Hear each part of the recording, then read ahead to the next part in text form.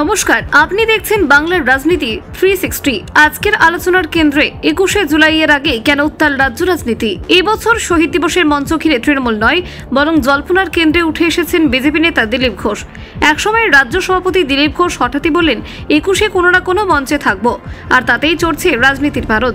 রাজনৈতিক মহলে উঠছে প্রশ্ন, তবে কি তৃণমূলমুখী হচ্ছেন দিলীপ ঘোষ? পুরনো ঘরে ফিরতে চলেছেন এই বিজেপি নেতা? জল্পনা কিন্তু আরো বেড়ে যায় যখন দিলীপ ঘোষ দেখা করেন বিজেপির নতুন রাজ্য সভাপতি শ্রমিক ভট্টাচার্যের সঙ্গে। সোশ্যাল মিডিয়ায় পোস্ট করে জানান 21শে জুলাই নিয়ে কোনো মাথা ব্যথা নেই, বিজেপি ছেড়ে যাওয়ার প্রশ্নও নেই। কিন্তু এখানেই শেষ নয়। প্রাতঃভ্রমণে বেরিয়ে সাংবাদিকদের সামনে দিলীপ ঘোষ যা বললেন তা শুনে রীতিমতো বিস্মিত রাজনৈতিক মহল। তিনি বলেন, তৃণমূলের কর্মীদের উৎসাহ থাকাটাই স্বাভাবিক, কিন্তু অবাক লাগলো আমাদের পার্টি যারা তৃণমূল থেকে এসেছেন তারাও তো অনেকে উৎসাহ দেখাচ্ছেন।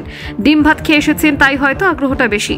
এই মন্তব্যে কার্যত নিশানায় তৃণমূল থেকে বিজেপিতে যোগ দেওয়া নেতারা। দলবদলিদের ঘিরে কি অস্বস্তিতে বিজেপি? দিলীপ ঘোষের কথায় কি চাপা ক্ষোভ ফুটে উঠেছে?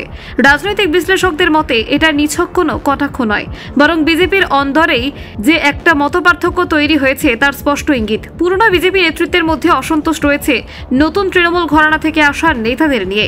এখন দেখার দিলীপ ঘোষের এই বিস্ফোরক মন্তব্যের পর বিজেপির রাজ্য নেতৃত্ব কি প্রতিক্রিয়া দেয়।